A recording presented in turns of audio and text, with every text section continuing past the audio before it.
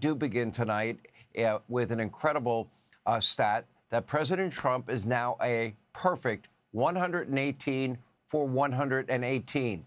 In other words, every single candidate he endorsed won in this year's GOP primaries. MAGA is not just alive and well, but it is now thriving all across the country. Now, last night's big winner, Ken Paxton, defeating longtime incumbent Senator John Cornyn of Texas. He will join us in a moment. And Paxton, along with a slate of new MAGA-backed candidates, will now head into the midterms where they will face, well, some of the worst Democrats ever nominated. For example, in Texas, Paxton's opponent, James Talarico, well, pictured here in a series of Texas-themed, I don't know, you want to call them glamour shots, is being promoted as the left's answer to toxic masculinity. In reality, Talarico is an ultra-woke activist who is the antithesis of everything that makes Texas, Texas. God bless Texas. Anyway, he once bragged about running a vegan campaign, banning all meat in the beef capital of America. He promised to dismantle the oil and gas industry in the oil and gas capital of the world. He pushed for abortion care for transgender men. Help me out with that.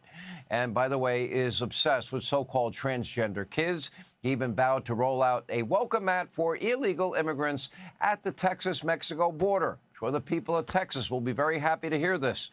And of course, he referred to God as non-binary. Now, keep in mind, this is the guy Democrats nominated to be a senator from Texas. Take a look. The American flag is such a complicated symbol for most of us, and in many ways, like Jesus, like the cross, it's been co-opted, and in some ways, its true meaning has been betrayed. Our trans community needs abortion care too. There are many more than two biological sexes. In fact, there are 6. God is both masculine and feminine and everything in between. God is non-binary. Prophetic voices like Jesus have helped me reckon with my own whiteness, my own masculinity. It is now existential that we try to reduce our meat consumption and that we try to respect animals. I am proud to say that our campaign has officially become a non-meat campaign. Let me get this straight. So the flag and the Bible are complicated issues, not to most Americans. And by the way, I guess he's saying forget that whole Our Father who art in heaven thing.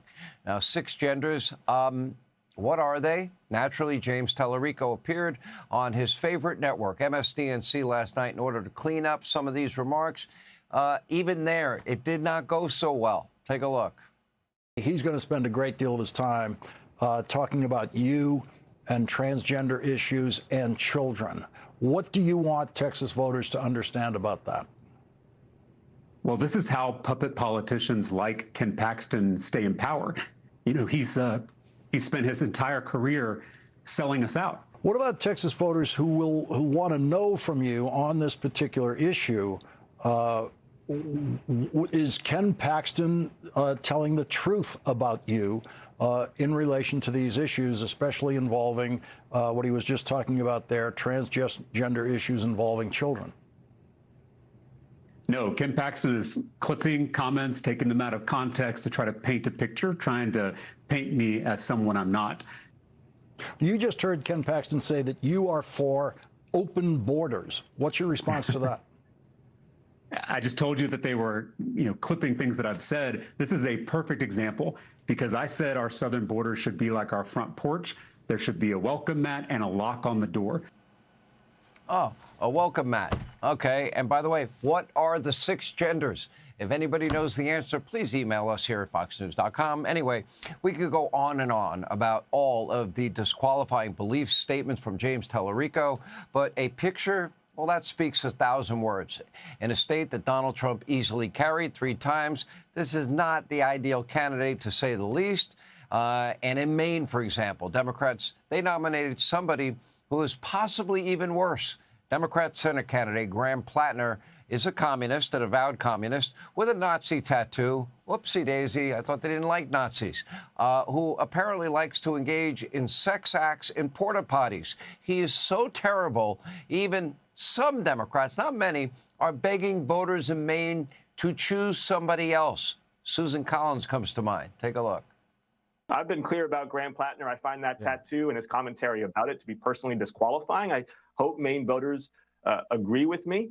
I think there would be a mistake for the Democratic Party to think that Graham Platner's brand of the Democratic Party is what wins us durable majorities throughout this country. And not to be outdone, in Michigan, a leading candidate for the state's open Senate seat is a radical named Abdul Sayed. Now, Sayed recently campaigned with American-loathing communist Hassan Piker, and by the way, also wants to abolish ICE and thinks that America is a free-for-all for everyone around the world. Take a look. We start with your very own words, that you would like to abolish ICE. Now, what I would like to ask you is, ICE is simply the enforcement mechanism for democratically elected laws of the people. Now, for a party who has talked about the threat to democracy, is it your position that you do not want to see the will of the people, the democratically elected laws, enforced? First of all, Will, you and I both know that immigration law is not criminal law. Immigration law is civil law. It's like getting a parking ticket. So the idea that we should have a paramilitary force that is weaponized on our streets to enforce civil law seems to me to be a bit over the top.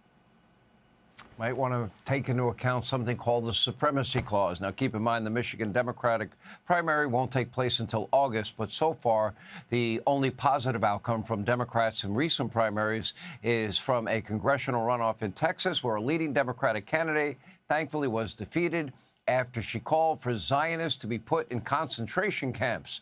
Now, the Democratic Party is in a very dark, very scary place, but the same cannot be said for the GOP, which is now reinvigorated with popular, MAGA-backed candidates who don't have to run from their own beliefs.